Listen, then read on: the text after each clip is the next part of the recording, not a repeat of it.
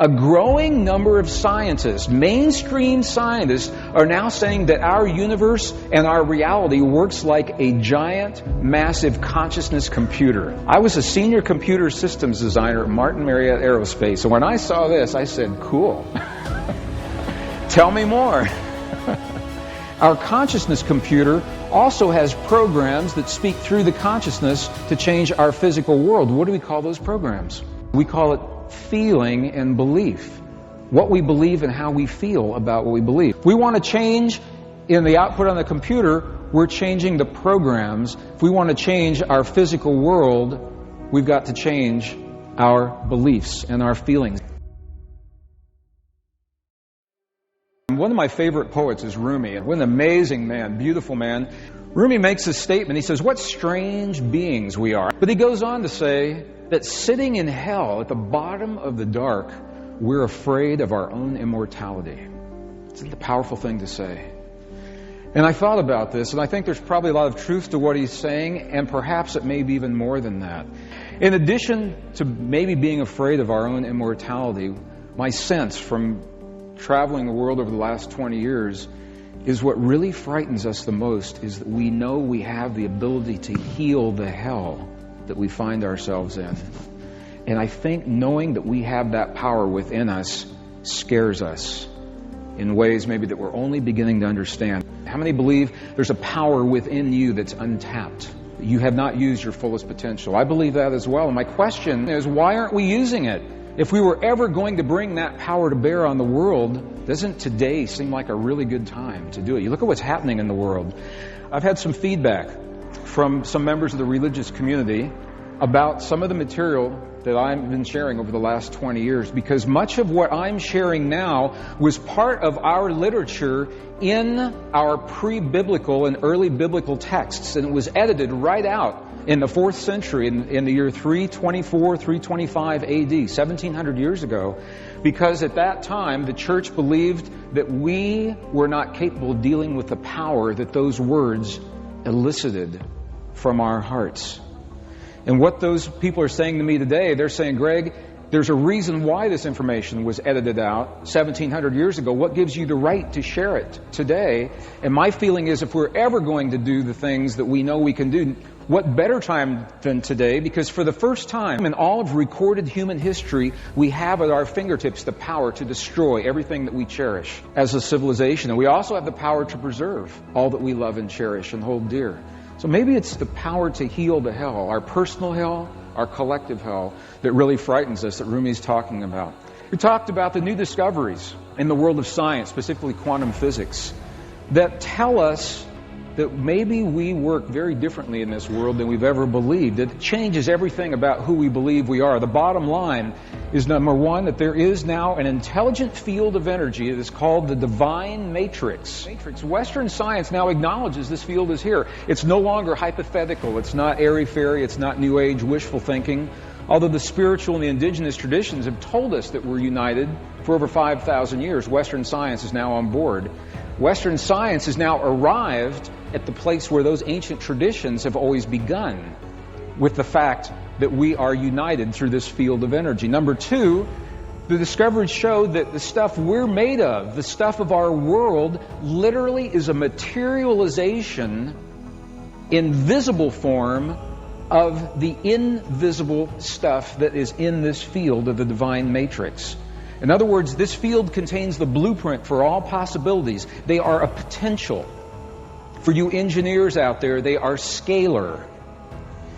And it is the power of emotion and belief that translates that potential into something real in our world and real in our lives. For you engineers, something vector.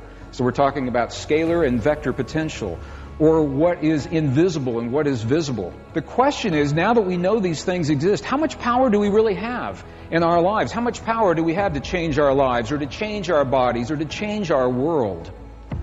We tend to live our lives based in what we believe to be true about ourselves, our world, our capabilities, our limits. Would you agree with that? That pretty much we do that. As I began to understand this principle that is so well described in some of our most ancient and cherished traditions.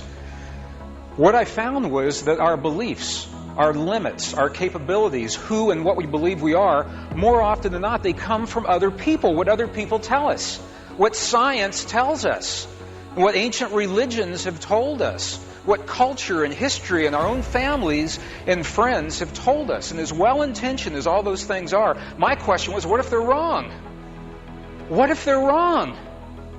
What if about 1,700 years ago, there was an idea implanted into our global consciousness that says maybe we're not as powerful as we've been in the past, or maybe we cannot heal our bodies, or create peace between nations, or interact with the forces of nature the way that we have in the past. Let me ask, how many think that there is a power, a force within you that has yet to be tapped? It is unleashed. Why aren't you using it? If it's there, why don't we use it? I ask myself the same question. We live our lives based upon what we believe to be true. What if those beliefs, as well-intentioned as they are, what if they're wrong? Just how powerful is belief in our lives? Well, I'm going to tell you just a little secret that I've learned. Before I offer a program in this country, I usually test it out in a couple of other countries. And my thinking is, if I can convey the idea through a translator to non-English speaking people, maybe it'll make sense here. And one of the first things I found is that you cannot simply walk into a room full of people and say, hey, there's a power that lives within you that is yet to be tapped. Because your left brain is going to say, oh yeah? How do you know? Prove it to me. Show me. I think that we're willing to change what we believe to be true about ourselves if we're given a good reason to change those beliefs. So we're going to talk about the discoveries that change who we believe we are. What does science say about who we are? We're going to come to the conclusion, to the understandings that you and I are not limited by the laws of science. And there's a little asterisk right there, because that means as we understand those laws today, we are not limited by the laws of biology. You're not governed by your DNA the way you've been conditioned, and I was conditioned to believe that we are. We are not bound, we are not limited by the laws of physics as we've been led to believe those laws exist today. And I'll tell you what, if you free yourself of the laws of biology and physics, tell me what we can't do. You tell me. We're not limited by the laws of science as we know them today, and I'd like for you to have the opportunity to experience, not just talk about, but to experience the healing language in the field of intelligent energy that connects everything, the field that is now being called the divine matrix. So these new discoveries suggest that this power to change is based in our belief of what is real within this divine matrix. It's based in what we believe to be true, because our beliefs are what's translating these possibilities into the reality of the world. Remember back in the old days when you were in school, probably, and when I was in school, and we were taking physics, and physics and the atoms were about things called protons, electrons, neutrons. Remember? We thought it was a big deal and complex then. It's simple compared to where we are now. We had the mechanical view of the atom that looks something like this, like a little solar system. We now know that our world doesn't work that way, that what we call our reality looks like this. There's nothing there. It's all potential. It is a potential of waves. It is a pattern of energy that is vibrating. When it vibrates really slow, it gets real dense. When it vibrates fast, it gets very ethereal. Our world, our bodies, are made of this stuff, regulated by our beliefs and by our consciousness. So now we've got to ask ourselves, how real is reality? We've been exploring this for the last 5,000 years, and even recently, in the 20th century, we've had programs helping us to explore these. Any Outer Limits fans or Twilight Zone fans here? One of the most powerful episodes that I saw when I was 10, 11 years old, when this first episode was when the old black and white episodes came out. World War II, there's a couple of fighter pilots. They're in a plane, and the plane has been hit. And the way this particular plane works, it's got a glass canopy underneath where a man sits all by himself. He's got a 360-degree view, and he can tell the pilot when enemy fighters are coming up. This plane is hit, and they're going to have to land. And as the pilot makes the arrangements and everything he does to have to land, what they realize is they're on their way to their final approach is that there's no landing gear left on the plane. And he's got a choice. He is either going to land and save the crew, but he's going to kill his friend who's in that glass canopy underneath. Or they're going to try to ditch it in the ocean and maybe lose everybody. It's a powerful episode. And what happens is he has to make this decision, and you see most of the program is the pilot's turmoil. He's wrenching inside, knowing he's about to kill his friend, and he says, I've got to do this. This is what I have to do. He takes the plane in for a landing, and all of a sudden, something happens, and this is what the whole story is all about. The camera zooms in. The man on the canopy knows the same thing. He knows his friend, the pilot, has to make this choice, and there's not much he can do, and he reaches into his backpack and pulls out a sketch pad. And I thought, now that's interesting.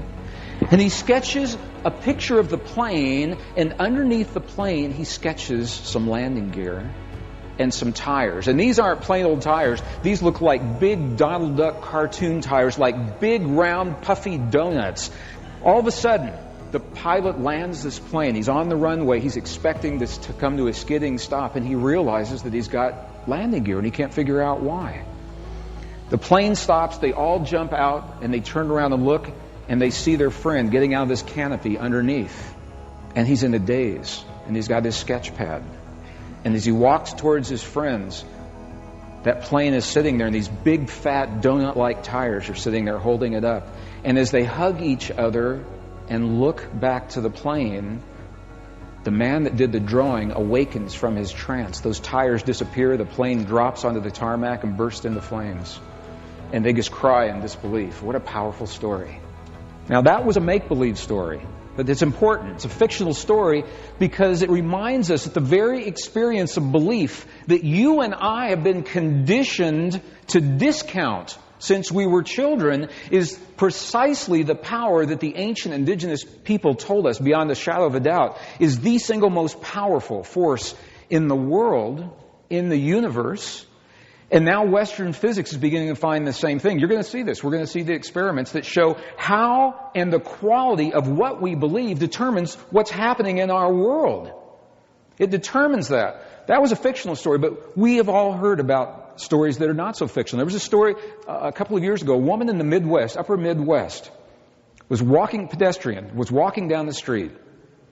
All of a sudden, she saw a car slip out of gear on a hill from beside a road, rolled down a hill, and struck a young boy who was standing at a street corner waiting for a bus, and the car stopped. And this woman walked over to that car, and she picked up the back end of the car and held it up so this boy would live until rescuers could get underneath, pull the boy out. He was unconscious. Then she got into the ambulance and rode with him to the hospital and was in the emergency waiting room. And the doctor came out and said, this boy is going to be just fine thanks to you picking that car up so he could get out from underneath it. She was in an altered state. She was in a trance. When she heard the doctor tell her what she had done, she passed out and collapsed because it was more than her belief system could sustain.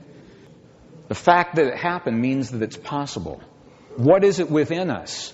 What is within us that allows us to perform these miraculous feats beyond our potential? And why does it only happen at those special times? Why don't we do it all the time? The question that we're asking is, who are we? Who are we? These mysterious beings that Rumi talks about. These strange, powerful, mystical, mysterious beings. Are we truly passive observers in the universe? Are we just passing through a moment in time late in the development of this universe with very little effect on the world around us? Or, as many physicists are beginning to say, and as our ancient and indigenous predecessors told us, are we powerful creators actually creating this universe as we go?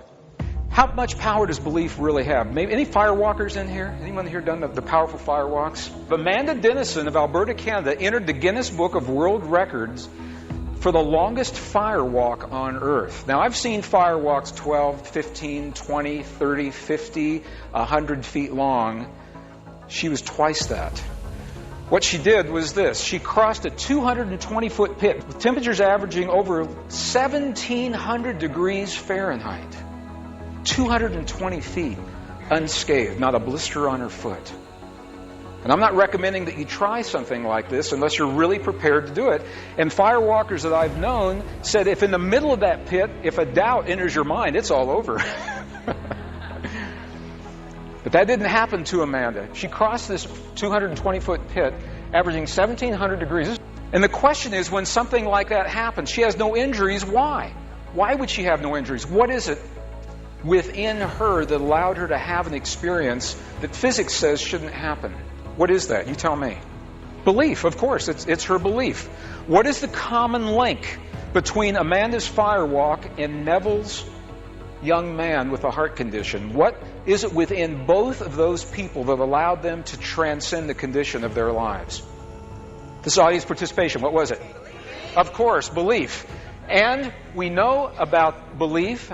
Rarely is belief defined for us. And I felt like it would be an honoring thing to do to define what we're about to talk about so we can talk about it. And I know belief means something different, deep and personal to everyone in this room. For the purpose of what we're doing, I'd like to define belief as a marriage of thought and emotion.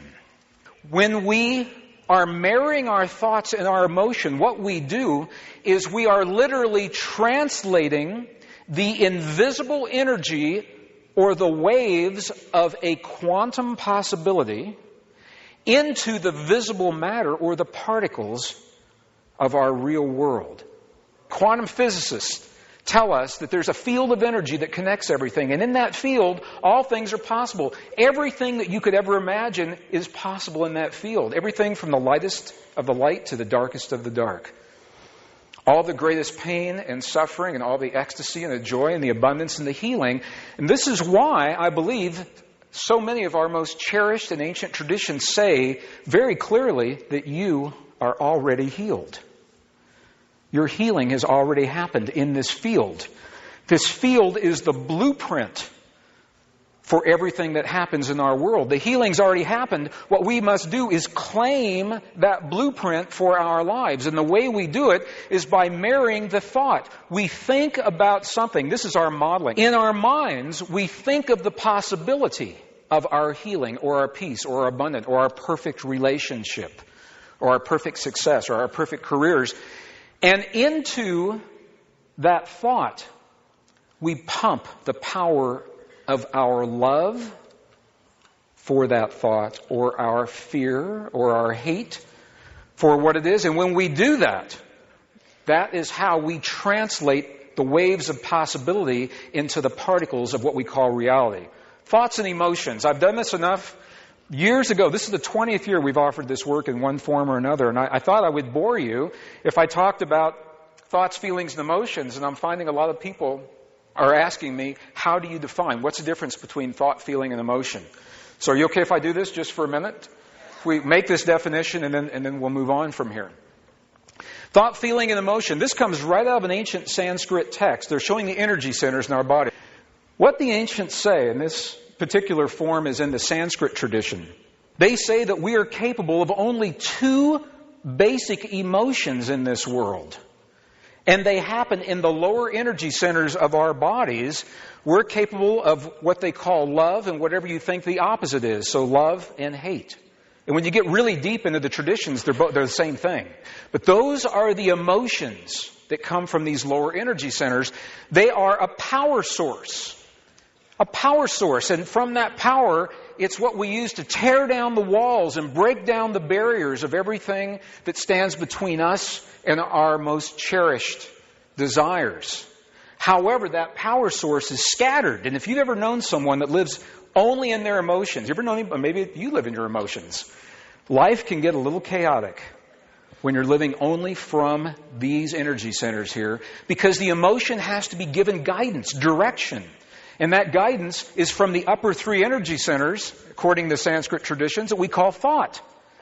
Now, when we marry something that we're thinking about with the power of our love or our hate for that something, what happens is we create what we call a feeling. And by definition, feeling now is the union of thought and emotion. Does that make sense? You okay with that? We think about something, and into that thought, we fuel it, we imbue it with life through the power of our love or our hate for that thing. Does that make sense? You okay with that? When we do that, what's the one energy center that hasn't been accounted for? Our heart. And this is why the language of the heart is literally the language that allows us to create. in our world. It's from our hearts where the ancients say this great battle happens. The battle between what we feel in our emotions, or what our emotions are saying to us, and what logic is dictating. They come together and the great battle happens right here in the 7-layer liquid crystal oscillator that we call the human heart. And when we do that, by definition now, we have feelings. Fear is a feeling. Sadness is a feeling. Joy, compassion, those are feelings. And those become our beliefs. And those experiences are the language that we use to create with. So, belief is the marriage of our thoughts and our emotions. It translates the invisible possibilities of what we feel into the visible matter of our world, of our bodies, and the events that are happening around us. So when you ask the question, who are we? I can say that you and I are literally reality makers. We're transformers. We transform the possibilities that we can't see into the things that are real in our lives. The key is, however, that we can make only what we believe. Isn't that interesting? We can make only what we believe. So the new discoveries in science now confirm that we're not limited by those laws of biology. We're not limited by the laws of physics, at least the way we've come to understand them today. So the question, the great question in science, are you and I simply passive observers, cruising through life with very little effect on our world, on our universe, on one another? Or are we powerful creators? There are physicists today, particularly Dr. John Wheeler of Princeton University, who is literally saying that the universe exists because of consciousness. Maybe not yours and mine today, but because of consciousness in general. And that our consciousness today is continuing to add to and change and evolve the universe. And this is precisely what our most cherished traditions have said to us, that we're part of everything that we see. We have direct access to the most fundamental creative forces in this universe that gives us the power to heal our bodies, to heal the bodies of our loved ones, to bring peace to our world, abundance into our lives, because that is our ability to do precisely these things. It's all about quantum energy, the stuff that we're made of. We now know that quantum energy is directly affected by belief. Belief, what physicists now know is that quantum energy is directly affected by the power of belief. Belief is literally a code. You all are programmers. You're physicists. You have to be to live in this world. You also have to be a little nutty to live in this world. Do you think so? I was just having this conversation with a woman on the plane on the way out here, because an absolutely sane, rational person probably could not sustain the hurt of all the things that are happening in this world today. So we're all a little out there. We have to be just to get by, but we can have fun with it.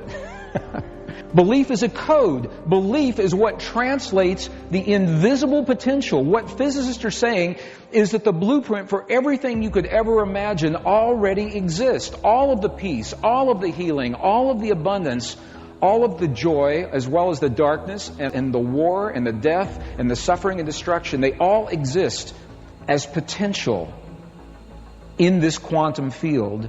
And it's where we place our focus that locks one of those possibilities into place and brings it into this material world. You're going to see exactly how it happens. The code that translates the invisible energy into what we see as the visible matter. A growing number of scientists, mainstream scientists, are now saying that our universe and our reality works like a giant, massive consciousness computer. I was a senior computer systems designer at Martin Marietta Aerospace, and when I saw this, I said, cool. Tell me more.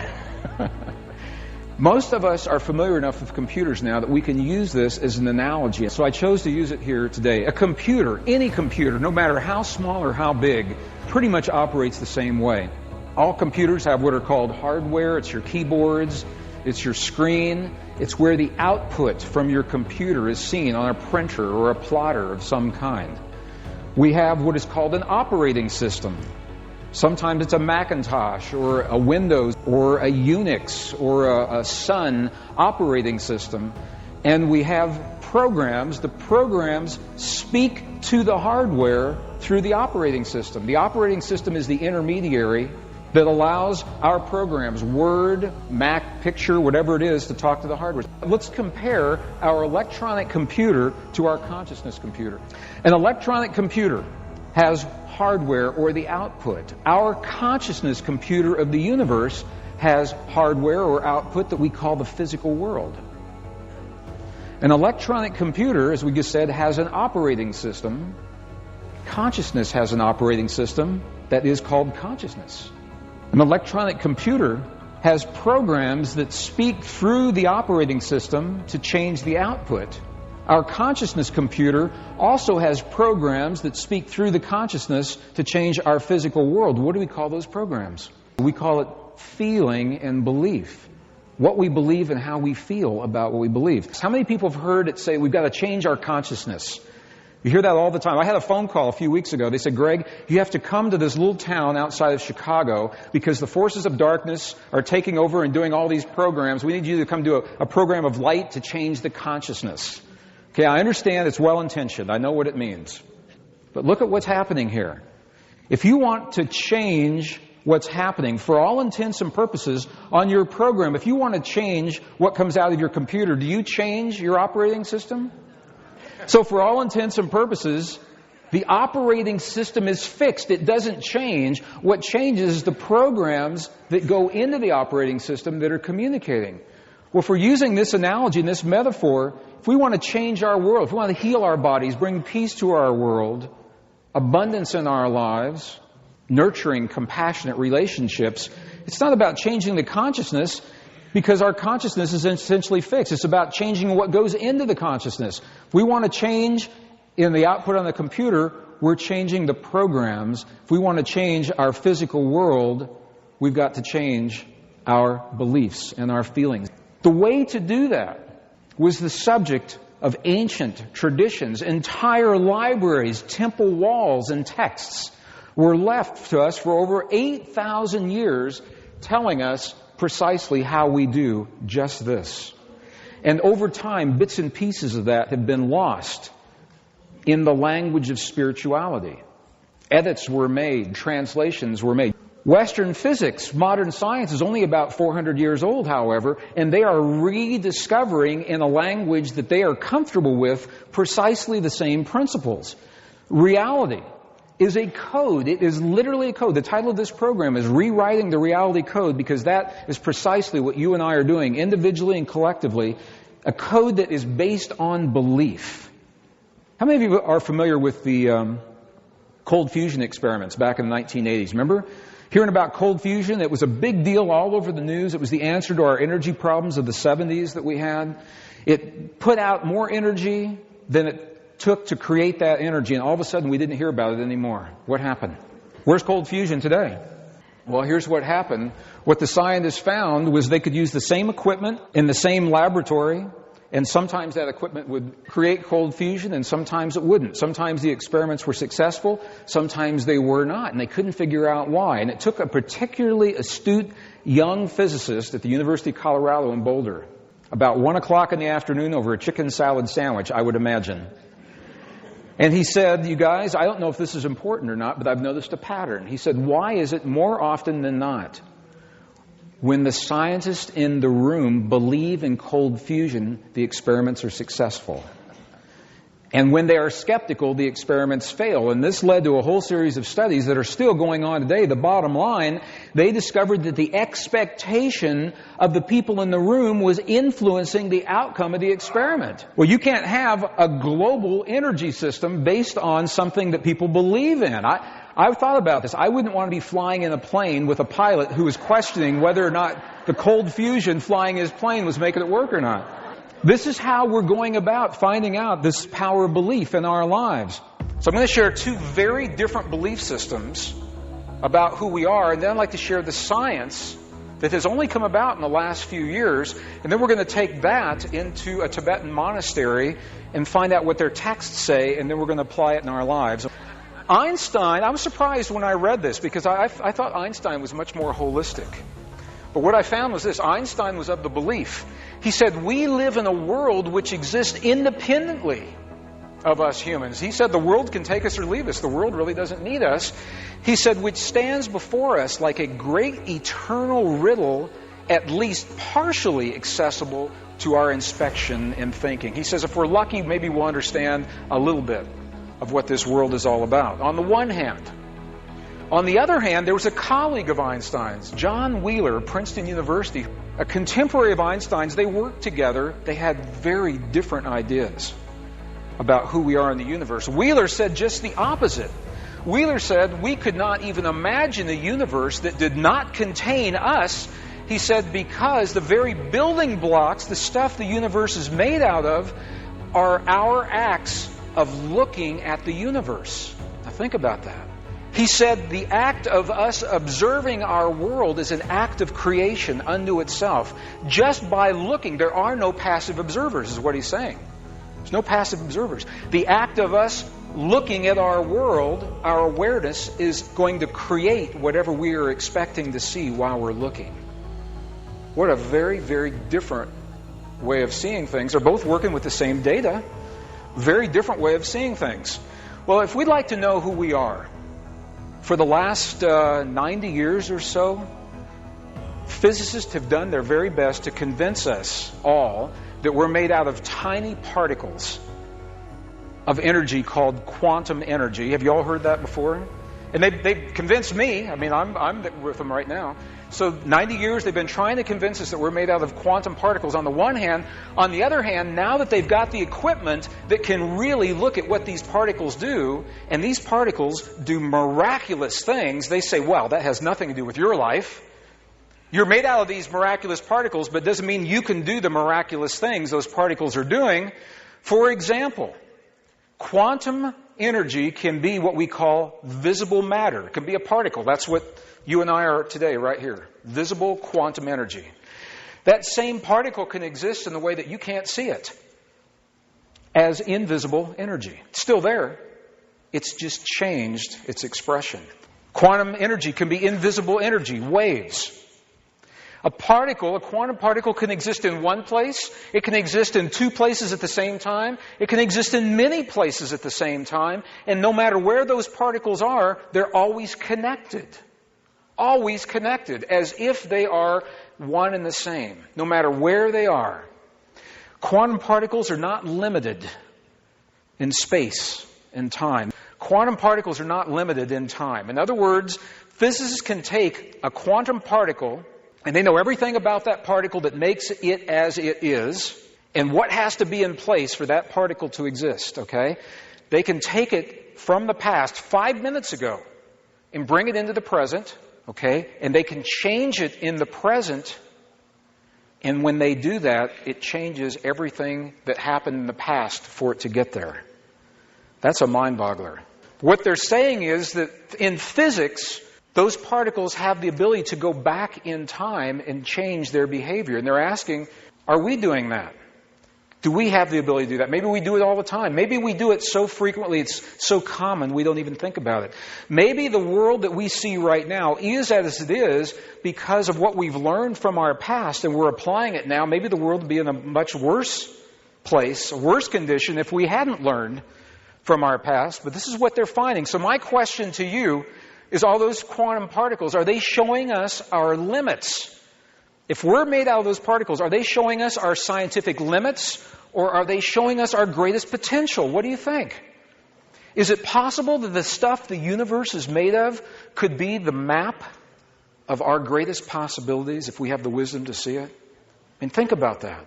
Can we do everything that those quantum particles just did? The big yes. In documented instances, in current and past history, humans have done everything. They have been in two places at once. They have interacted with the past and the future and brought back that information. This phenomenon is so real. U.S. military uses these principles today, something called remote viewing. It's where an individual is trained to be in a room in a given moment of time, and through a facilitator, they are talked into a state of consciousness where time and space don't exist in the same way. And in that state, they can see in their mind's eye, in 1991, for example, where the Scud missiles were located in the battlefields of Iraq without having to send our troops in and risk their lives to do that. That can only happen when these principles are real and we understand them. Because in that state of consciousness, distance doesn't exist. Time doesn't exist. We can do everything that those quantum particles just did. We're all connected. You are not limited to the body that's sitting in this chair right now. I'm going to tell you that right now. You don't end where your skin or your clothing or your hair ends. What the experiments are showing is that the human energy system on the quantum level extends many, many, many miles from the place where our physical bodies reside. You're all over the place. There are sects of Buddhism that literally say the reality of our world exists only where our mind creates a focus. There was an experiment launched in 1909 that began the whole field of quantum physics, and we're still talking about this today. What they did in 1909 was they took a particle, a quantum particle, the stuff our world is made of, a photon or an electron, and they shot that particle into a target that could determine whether or not the particle was still a particle when it got there, or if something else happened. And the only catch to this experiment was that the particle had to go through a barrier that had an opening. Well, this part of the experiment was done early in the morning, and it was an easy part of the experiment. The particle begins as a particle, it goes through that opening, it ends as a particle. Right now the particle is acting just like a particle, and everybody's really happy and very comfortable with all of their theories and their formulas. Okay, sometime after lunch they did this experiment again. Here's what happened. Everything is the same. They're using the same kind of particle, the same kind of a target. This time, however, the barrier has two openings. Now, this is a physical particle, this quantum particle. So the thinking is it's got to either go through this opening or this opening, right? Something mysterious happens, and that mystery is the mystery that is still being talked about in quantum physics today. Here's what happens. The particle leaves the particle and it disappears. Where did that particle go? Okay, but what happened next is mind-boggling, because somehow the particle knew, if a particle can know, that two openings were available, and rather than staying as a particle and going through one or another, it accommodated both openings. It showed up twice at the target, but it's not a particle. It's a wave. It has transformed itself from a particle to a wave so that it accommodate both of those openings. The particle begins as a particle, as matter. It ends up as a wave, as energy. It begins as a visible form of matter. It ends up as an invisible form of energy. And this is where the scientists started to have a bad day, because it messed up everything. And the question that they asked is why? Why did this happen? What is it that caused this to happen? The question is, and here's a little clue, who knows that those two openings are possible? Who knows that that particle has a choice in terms of where it goes? Okay, the particle knows, and the scientists in the room, and they said, my God, does the fact that we know those particles exist influence what's happening with the experiment? And the answer is yes. And this is what is so bizarre about where quantum physics is today. The observer knows. What physicists are now beginning to understand is there's no such thing as an observer. It's impossible for you and I to sit and observe the world. If you're looking at something and your attention and your awareness are focused on that something, you are creating, whether you're aware of your creation or not, you are creating something. It's the quality of your attention and your awareness while you are focused. This is a direct quote from John Wheeler, a contemporary of Albert Einstein's. And listen to what he says about this experiment. He says, quote, "We had this old idea that there's a universe out there, and here is man, the observer, safely protected from the universe by what he calls a 6-inch slab of plate glass." He says, so that we can't touch that universe. However, he says, now we learn that to even observe an electron, we have to shatter that plate glass, so the old word observer has to be crossed off the books.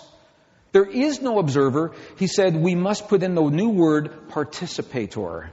It means that the act of us, conscious and aware, looking at the world around us is an act of creation unto itself. It's not about control. It's not about manipulation. This is the beautiful word, participator. You and I are participating in the outcome of our world. Well, that experiment that was done in 1909 was performed again in 1998. And this time they had better equipment. And they could do the measurements even better. And what they found is so beautiful. This was done in 1998. Researchers at the Weizmann Institute of Science in Israel, they conducted a highly controlled experiment demonstrating, again, how electrons are affected by the act of being observed. So they validated what they found in 1909. However, they found something new. What they found is not only does the observation affect what the electron is doing, they said the experiment, quote, the experiment revealed that the greater the amount of watching, the greater the observer's influence on what takes place. Which is what our spiritual traditions have always said to us in their purest form. It's where we place our focus and our intent, our heart-based focus and intent, that is having the effect on the world around us. And it can have all kinds of effects. This is the stuff that made Einstein crazy. Einstein didn't like this. He didn't like thinking that we live in a world where somehow we're influencing what's happening. He said, quote, I like to think that a particle must have a separate reality independent of the measurements. In other words, he said, I like to think the moon is there even if I'm not looking at it. So, if we are participating, if we are the participants, how does that participation work? How does it come about? Well, it's where we place our focus, where we place our attention.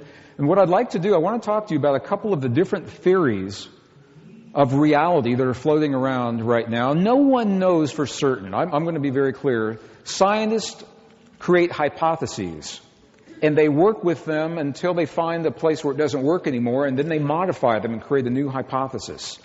Over the last 70 or 80 years, what I'm about to share with you is the consensus. This is pretty much where mathematicians, physicists, and other disciplines of scientists have come to agree that all the formulas work and the theories seem to fit this idea. What they're saying is this. We live in this quantum flux of possibilities. That there's this field out there called the divine matrix, and it's in here. We're part of it. It's a living, pulsating, glimmering, shimmering essence of stuff. It is like a projector screen that is everywhere. Instead of being in front of us, it's everywhere all the time. And we are like the projectors, except we're not only the projector, we're what is projected. It's like we're artists. We're not only the artist, we're the canvas that we place the art upon. We're the brushes that put the pigment on the canvas.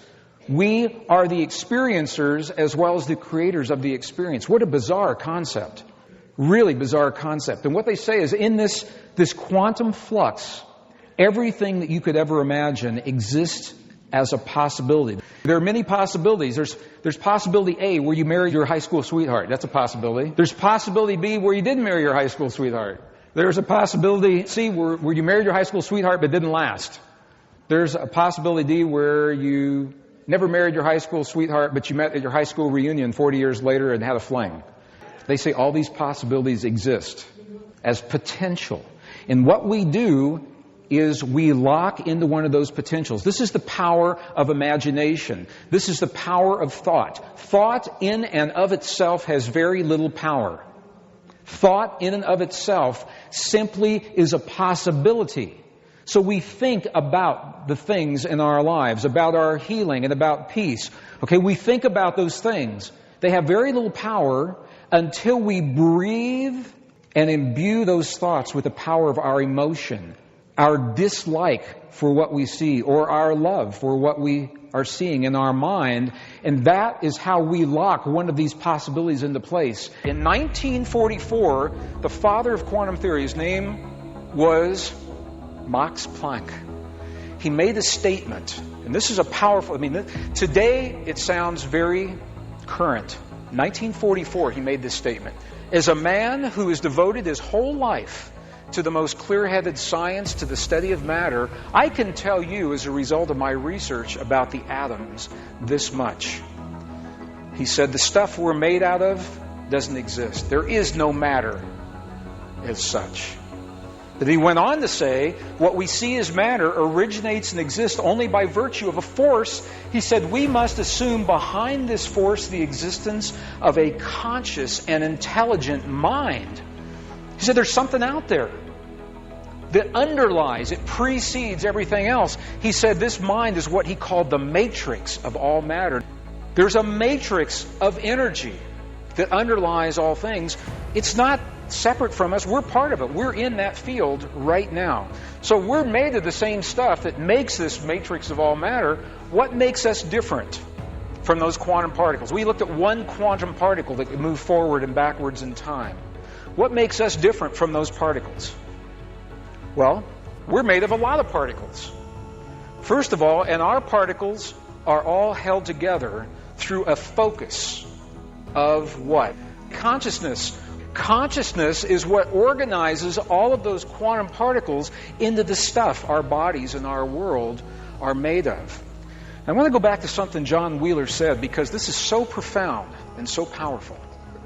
Wheeler said, we're part of a universe that's not finished yet. He said, we're part of a universe that's a work in progress. He said, we're tiny patches of the universe looking at itself and building itself in what he calls a participatory universe. I love that word. Participatory. It doesn't mean that we're imposing our will. It doesn't mean that we're manipulating or that we're controlling. He says we're participating in the way this thing called the universe comes out. Now, I know it's easy to read these words and write them down on a piece of paper, but look at what he just said. He said we're part of a universe that's not finished yet. It's still building itself. What Wheeler is saying is we'll probably never find the edge of our universe. Have you all laid awake in bed at night, as I do so often, and wonder how come they never found the edge of the universe yet? We got the Hubble telescope up there, and it keeps looking, and every time they think they find the edge, there's something there, and then they look beyond that, and you ever wonder why? Or you ever wonder why we haven't found the smallest particle of matter? We've been trying this since the 1940s. They take a little particle of matter in what's called a cyclotron. They get this thing going really fast. They smash it into another particle, just burst it into a bajillion smaller particles, thinking that we're going to find that ultimate smallest particle. And every time they say, we've got it, and then that particle is made of something even more fundamental. You ever wonder why? This is the reason why. What John Wheeler is saying is we'll probably never find the smallest particle of matter. We'll probably never find the edge of the universe.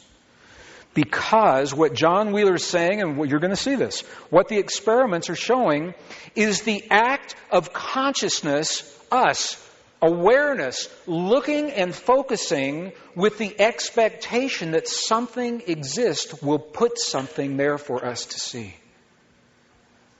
The act of us exploring and looking, our awareness, looking with the expectation that something there will always put something there for us to see. What a powerful statement to make.